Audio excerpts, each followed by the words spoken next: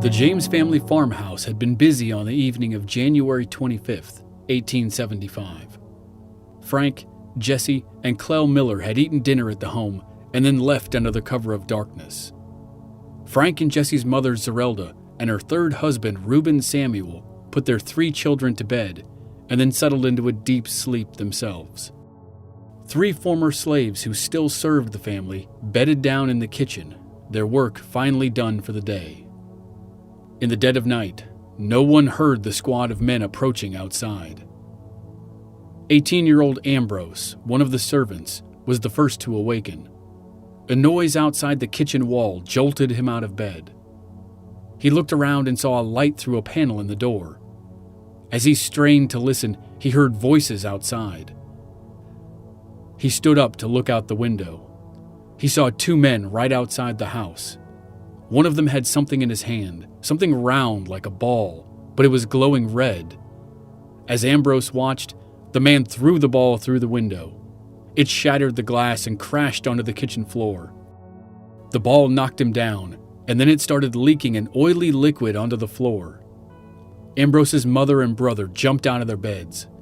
In the family room, Reuben and Zerelda heard the crash and ran into the kitchen. The outside walls of the kitchen were on fire.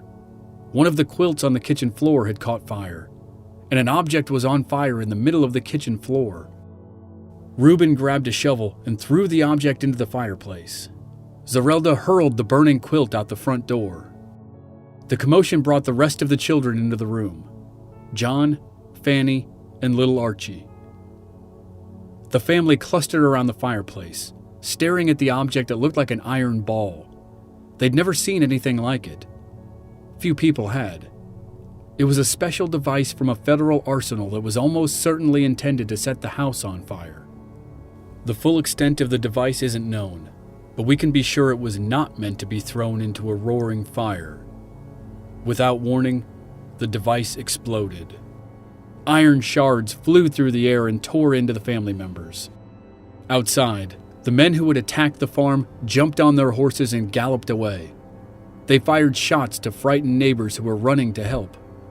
Many turned away, but Daniel Askew did not. He ran into the house and began caring for the wounded. At the time, no one in the James family knew that Daniel Askew had secretly worked with the Pinkertons to set up the attack. Nor did Daniel know he only had 4 months to live after his actions.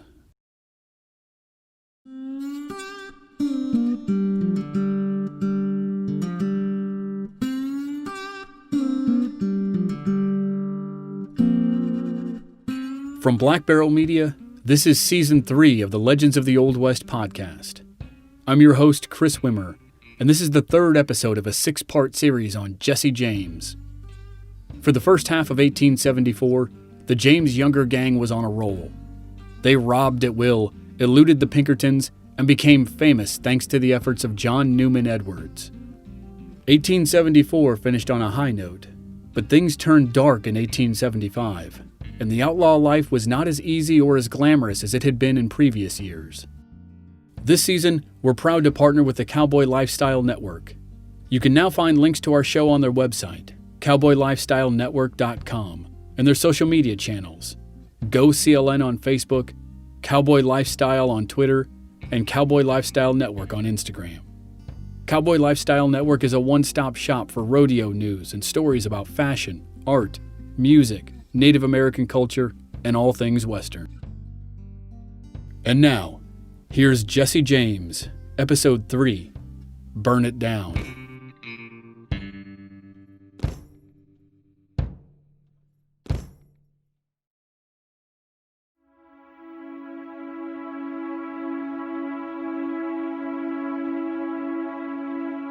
When Alan Pinkerton received news of the murders of 2 of the 3 detectives he sent to infiltrate the James gang, he made it his personal mission to bring down the outlaws.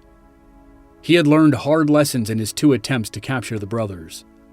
The most important was that they had a network of steadfast supporters in Missouri. If he was going to penetrate the network, he would have to move much more slowly and subtly than in his previous attempts. So that's what he did. He devoted the final 8 months of 1874 to the quiet and slow, but diligent, intelligence-gathering process that would finally allow him to creep up on the James boys undetected. Despite the James Younger gang's supporters in Missouri, Pinkerton also knew there were people who wanted to wipe them out. He found his first resource in a lawyer from Clay County named Samuel Hardwick. Shortly thereafter, he met his second resource, Daniel Askew. Askew was the most critical piece of the puzzle. He owned a 210-acre farm directly adjacent to the James homestead, and he was a radical Republican. Pinkerton began to work with Hardwick and Askew to smuggle agents into Clay County. It was a long, cautious process, but Pinkerton was a patient man. Meanwhile, Hardwick sent Pinkerton coded telegrams about the movements of the James brothers. The boys were about to celebrate big milestones, and they'd be leaving Missouri for a while. On April 24, 1874, Jesse James married his first cousin Zerelda Mims. The happy couple headed to Texas for their honeymoon, and John Newman Edwards marked the event by splashing a huge headline across the pages of the St. Louis Dispatch that read, "Captured." The dashing outlaw had been taken at last, by a beautiful, accomplished young woman. Mixed in with the sappy, over-the-top devotional passages was another attempt at a tactic tried by Jesse and Edwards the previous year. At that time, they tried to convince the public that Jesse was in Montana before he went on a crime spree in early 1874. No one bought it. But now Edwards tried again. He told his readers that Jesse and Z were going to settle in Mexico. Of course, the closest they ever got to Mexico was North Texas, where they were met by Frank and his new wife Anna. Frank James and Anna Ralston had eloped because they knew her father would never approve of the marriage. They spent the summer with Jesse and Z in North Texas before returning to Missouri in August. On the second to last day of the month, Jesse, Frank, and one of the youngers, probably Jim, robbed a stagecoach near Lexington. It was a brazen daylight robbery, and they wore bandanas to cover their faces, but their target was worth it. They'd heard a local man would be traveling with $5,000, but when the three bandits stopped the stage in a clearing below town, the man wasn't on it. He'd come home a day early. As they worked, a crowd gathered on the streets of Lexington, which sat on a bluff above the clearing. Hundreds of witnesses watched the gang in action. The gang's blatant disregard for authority provoked quick action from the governor's office. There was an election in 2 months, and this kind of crime was bad for business. The lieutenant governor wired the St. Louis Police Department with instructions to send someone to catch the James boys. The police put Officer Yancey on the case, and he went to Lexington to learn the details of the robbery. He spent a week following the trio through their old stomping grounds, and then he learned that Frank had split off and gone to Jackson County. Along the way, Jesse and Jim Younger learned from one of their confidants that a lawman was on their trail. On September 7th, they spotted Yancey 300 yards behind them. As they rode forward, they found a place to set up an ambush. The road dipped down slightly and then rose up at a steep angle. Yancey would lose sight of them at that spot. They hurried past the dip and set up 40 yards down the road. As Yancey crested the hill, Jesse shouted "Halt!" and he and Jim fired. Yancey returned fire. He hit Jesse and knocked him off his horse. Jesse crashed to the ground, but the wound wasn't severe. He pulled his other pistol and kept firing. Yancey and Jim Younger kept up a quick but furious barrage, until Yancey's horse went wild at the intense noise. It galloped away, taking Yancey with it, and the latest attempt to catch the James Younger gang.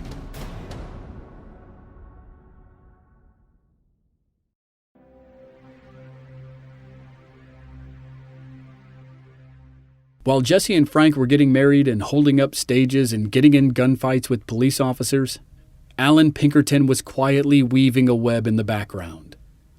A Pinkerton agent arrived at Daniel Askew's farm posing as a poor farm worker, just like J.W. Witcher had several months earlier. The agent was the advance man for the team that would eventually try to catch the James boys. Pinkerton moved his pieces into place throughout the fall of 1874. There was still more work to do, but he'd built a good network, and as far as he knew, the James boys had no idea he was coming. Pinkerton was right. The James boys did not know of his plans because they were busy making plans of their own. They were going to end the year the same way they began it, with a train robbery. They didn't quite know it yet, but this one was going to be big. It was also going to be their last major job for quite a while. Frank, Jesse, one of the Youngers, and 2 more men rode west out of Kansas City in early December. They were headed for the hinterlands of Kansas, a speck of almost nothing in the middle of nowhere called Muncie. It was a remote flag station for the Kansas Pacific Railroad that comprised a few houses and exactly one commercial business, a general store. There was also the post office and the blacksmith shop. Railroad workers were busy near the tracks, and 3 of the bandits got the drop on them and forced them to change their labors. The outlaws made the men pile railroad ties on the track to block the train. The other 2 robbers ran into the general store and grabbed the owner. They forced him outside and made him flag down the train when it came in sight. 2 men jumped into the baggage car and discovered the Wells Fargo Express messenger, the man who was guarding the money. The messenger opened the safe, and the robbers emptied it of $18,000 in cash, $5,000 in gold, and assorted valuables. But they refused to take anything from the messenger himself, and they made no attempt to rob the passengers. They hopped out with their loot, mounted up, and waved goodbye to the train crew. "Goodbye, boys," they said. "No hard feelings." And they rode away. After the robbery, numerous rewards were posted. The governor of Kansas offered $2,500 for each man. The railroad offered $5,000. And Wells Fargo, which had actually taken the hit in the heist, offered $5,000 for the return of the property and $1,000 for each outlaw. A few days later, a rare thing happened. One of the bandits got caught. One of the 2 robbers not named James or Younger turned out to be William Bud McDaniel. He was arrested by a Kansas City police officer, and even though it was purely on accident, it was still an arrest. McDaniel was found with 4 pistols, a handful of jewelry, and more than $1,000. It was a small victory for law enforcement, but the real prizes were still at large. Alan Pinkerton hoped to change that in about 4 weeks. The plan was coming together. He sent a letter to his point man in Clay County, Samuel Hardwick, that outlined the final steps. Pinkerton coordinated with the railroads to get safe and secret passage for a small squad of men and their ammunition. They would have to get into western Missouri, complete their mission overnight, and then make it to a special train that was being held for them until 6 a.m. When they hit the ground in Missouri, they would be guided to the farm of Daniel Askew, neighbor of the James family. They would meet the advance man there, the agent who had been posing as a farm worker for weeks. When the mission was complete, the advance man would guide them back to the train that would take them home. Pinkerton's letter to Hardwick contained one more instruction, and also a concern. They were going to attack the James farm, but how could they be sure that Jesse and Frank were there? This was obviously the most vital part of the plan, but from the letter, it didn't seem like Pinkerton had an answer to the question. This was especially foreboding given the last instruction, which was this. "Above everything," he wrote, "destroy the house. Blot it from the face of the earth." To that end, he sent his right-hand man to the Federal Arsenal in Rock Island, Illinois, to get a device he referred to as Greek fire.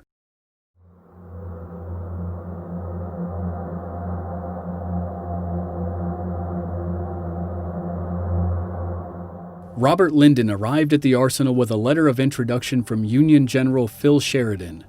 The letter allowed him to meet the ordnance officer and secure some kind of incendiary device. General Sheridan made himself famous during the Civil War by destroying everything in the Shenandoah Valley that could help the Confederates, and a lot that couldn't. It became known simply as the Burning.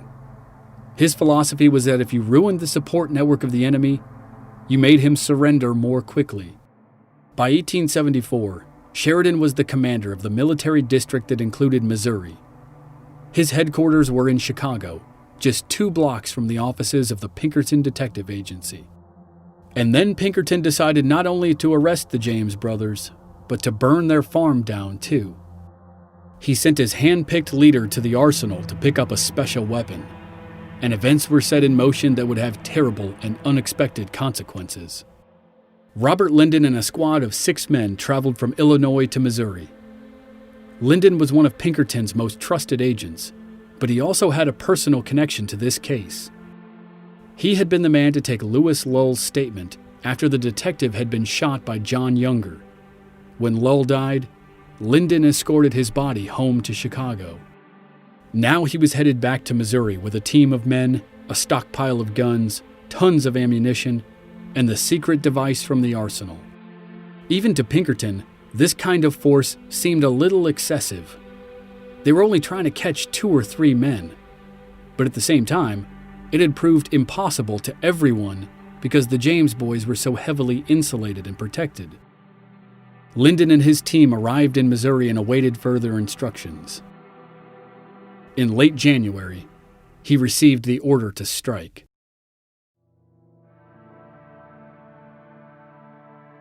January 25th, 1874, Clay County, Missouri. At 5 p.m., word reached the Pinkerton office that Frank and Jesse were at the family farm. Pinkerton wired Robert Linden to say they were a go. Linden and his men boarded a train that delivered them to Kearney, the closest town to the James homestead. Frank, Jesse, and Clell Miller sat down to dinner in the crowded farmhouse. Zerelda and her husband Reuben allowed their older children, John and Fanny, to go to a party at a nearby farm, but 8-year-old Archie had to stay behind. The youngster was disappointed, but at least he could hang out with his famous half-brothers. The servants busied themselves with the food. 54-year-old Charlotte had been with the family most of her life, and now her kids, 18-year-old Ambrose and 6-year-old Perry, helped out too. The Pinkertons unloaded their weapons and equipment in Kearney and began the trek to the farm. It was 7:30 p.m. For the next 4 hours, they were off the grid as they traveled through the woods. They were provided with food by the wife of Daniel Askew, the James neighbor. After nightfall, William Fox, a known lookout for the James brothers, led 3 horses into the pasture behind the farmhouse. When it was full dark, Frank, Jesse, and Clell Miller slipped out of the house, saddled up, and disappeared into the woods. John and Fanny returned from the party, and now the 5 members of the Samuel family and the 3 servants bedded down for the night.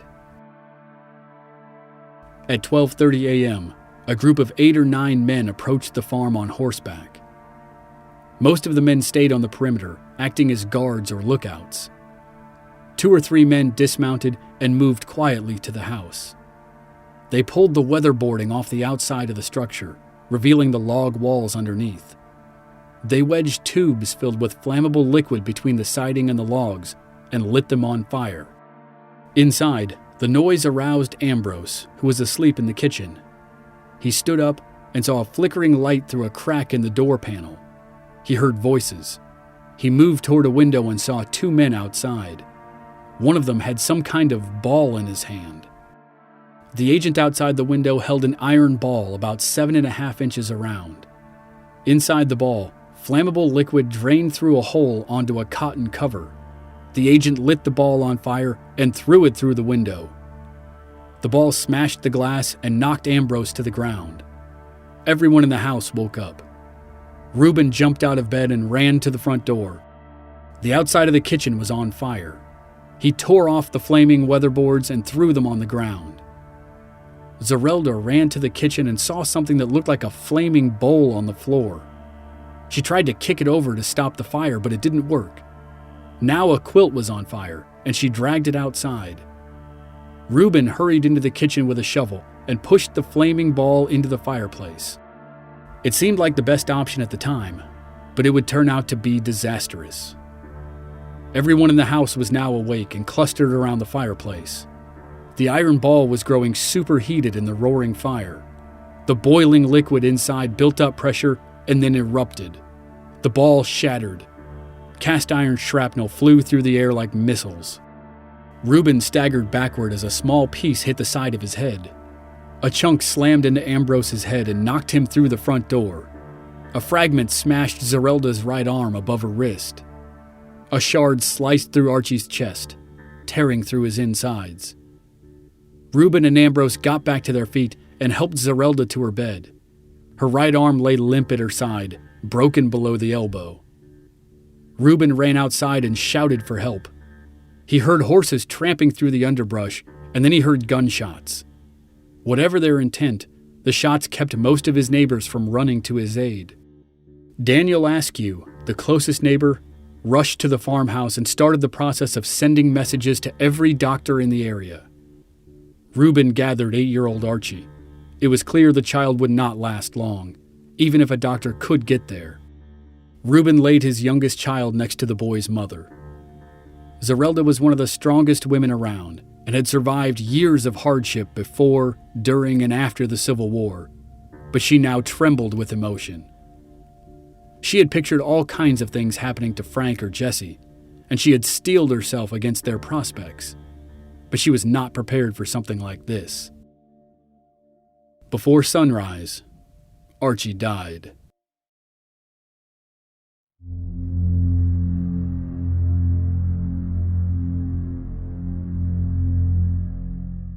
In the early morning hours after the attack, doctors amputated Zerelda's arm below the elbow, without anesthetic. She remained alert during the process, and that evening, she and the other family members participated in a coroner's inquest about the death of Archie. They relayed the events of the previous night for a justice of the peace and a jury of 5 men, one of whom was Daniel Askew. Word of the attack and the explosion crisscrossed the countryside. People in Clay County could talk of nothing else. And, as always, the early rumors were wildly inaccurate. A reporter in Kansas City was stopped by a man on the street who said the James brothers had been captured and their mother had been killed. The press printed every bit of speculation, and the story spread like wildfire. In hours, it was all over Missouri. By the next day, it was all over the country. Newspapers quickly latched on to the Pinkertons as the culprits. A loaded gun that had been found at the farm had the initials PGG carved into it. The papers first reported that these stood for Pinkerton Grand Guard. Then they stood for Pinkerton Government Guard. The agency had never used either of those names. But the theory was more exciting than just admitting that the initials probably stood for the owner's name. John Newman Edwards launched fiery editorials in support of the James family. Other newspapers called out Edwards for his combative rhetoric. Whatever was said in the papers, the public was genuinely outraged by the attack. Edwards had left his own paper, the Kansas City Times, the previous year and had been writing for the St. Louis Dispatch ever since. The owner of the Dispatch was also a member of the Missouri legislature. He and Edwards seized the moment to do more than just blast their enemies through the press. They crafted a bill that would grant amnesty to the James Younger gang.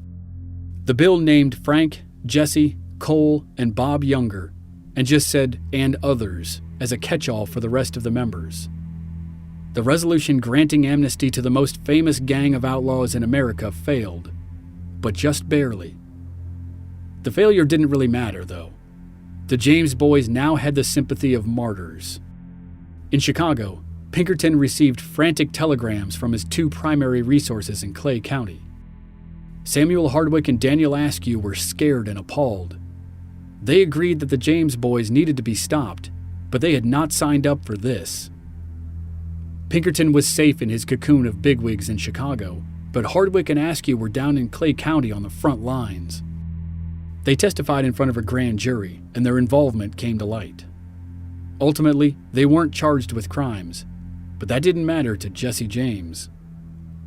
On the night of April 12th, 1875, Daniel Askew walked out of his house to draw a bucket of water from his well. On his way back, a figure stepped out from behind the woodpile. They talked for 5 to 10 minutes, and then the figure shot Askew in the head 3 times. The killer was almost certainly Jesse James. In the wake of the murder, Samuel Hardwick fled to St. Paul, Minnesota, and Alan Pinkerton gave up his vendetta against the James boys. He admitted defeat. Jesse had won.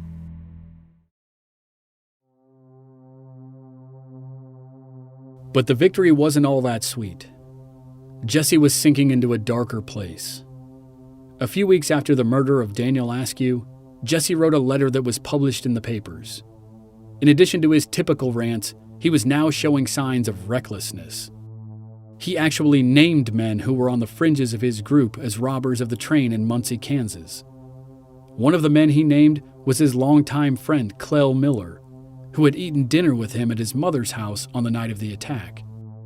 Another was Tom McDaniel, the brother of William McDaniel, who had been arrested after the Muncie robbery.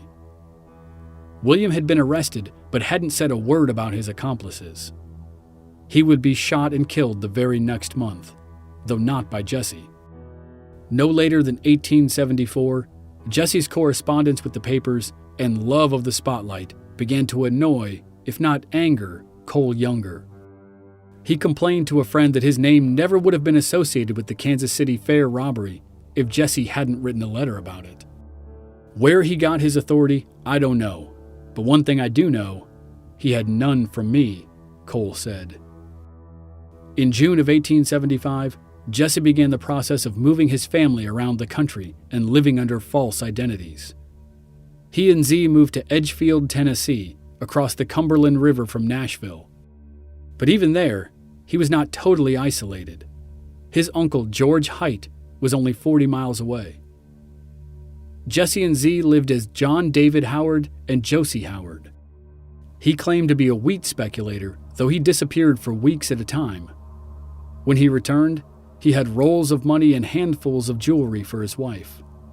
He had 2 fine horses, which seemed too much for a wheat speculator, but not enough to draw official suspicions.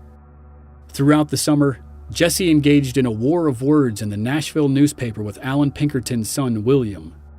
Jesse used many of the same arguments he had used through John Newman Edwards back in Missouri, but now he went far beyond defending himself. He openly threatened Alan Pinkerton and said he hoped God would deliver the detective into his hands for vengeance. And on September 6th, the day after he turned 28 years old, the Bank of Huntington was robbed.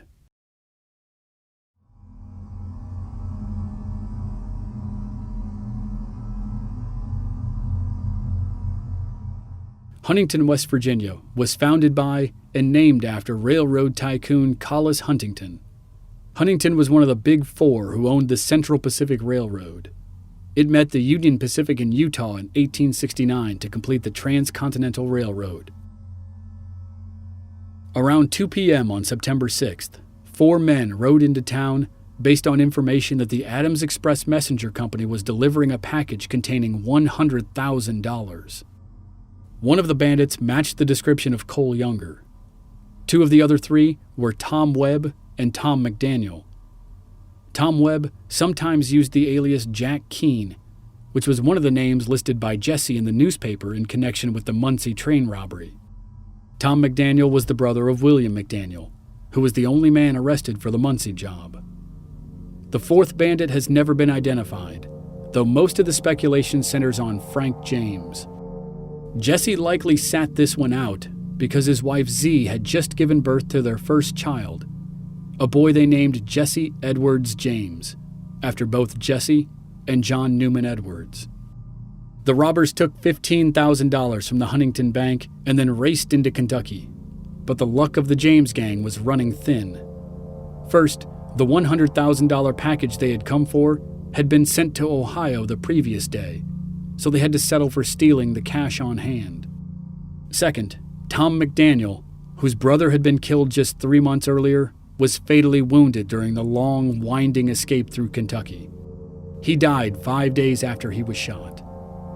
Third, Tom Webb was caught 1 week after McDaniel died. Huntington had been the toughest escape and the most costly, and it would be quite a while before the gang struck again. A month after the heat from the robbery finally died down, Jesse and Z moved again. Their child was only 2 months old, but now they headed northeast to Baltimore. They were joined by Frank and Anna, as was often the case. And it was likely during this time that Jesse may have had a mythical encounter. Louisville detective D.G. Bly had been waiting for 4 years to catch Cole Younger. He was positive that Younger had been involved in the Russellville stick-up in 1871, and he knew Jesse and Frank had been at a hotel in town at the same time. He had actually caught one of the men who had been responsible for the robbery, but he had never cornered Frank, Jesse, or Cole. The Huntington job had brought Cole, and possibly Frank, back into Bly's orbit.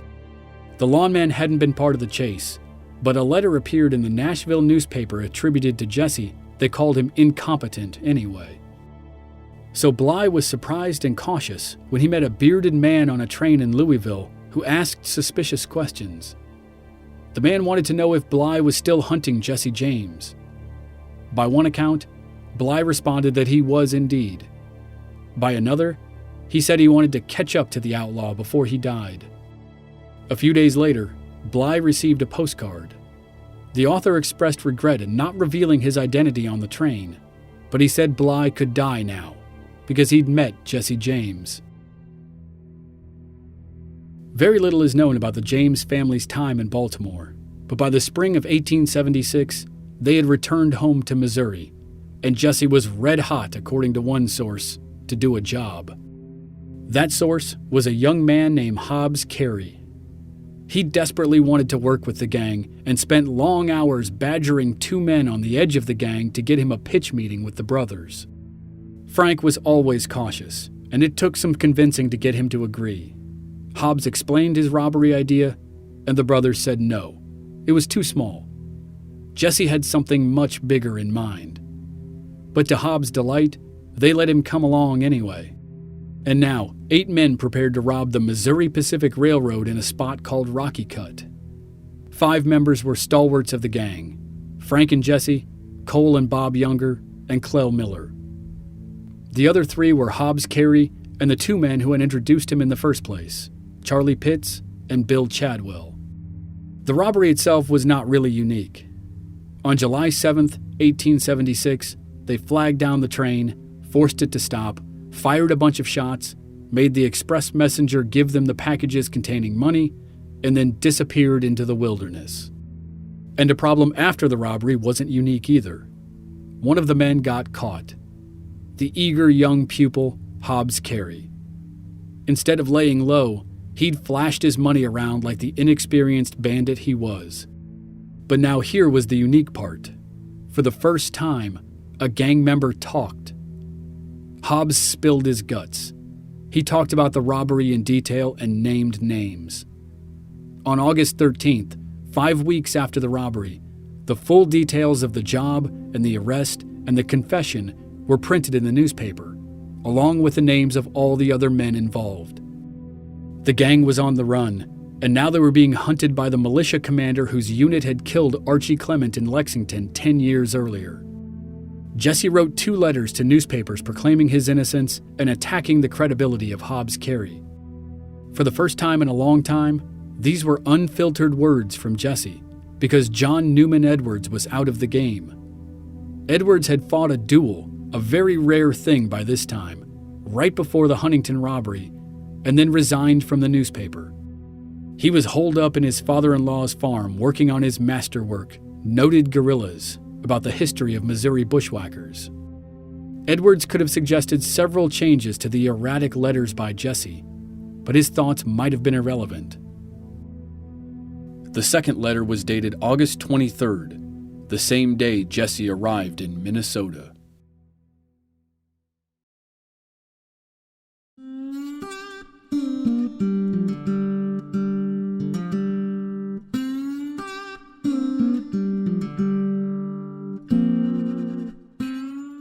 The Northfield raid is truly the stuff of legend. The highs of 1874 and the lows of 1875 all lead to this. This is where it all changed. Northfield, Part 1, is next time on the Legends of the Old West podcast. If you enjoyed the show, please give it a rating and a review on iTunes or wherever you're listening. You can check out our website at blackbarrelmedia.com and follow us on social media. Our Facebook page is Legends of the Old West Podcast, and our handles on Twitter and Instagram are @Old West Podcast. Thanks again. We'll see you next week.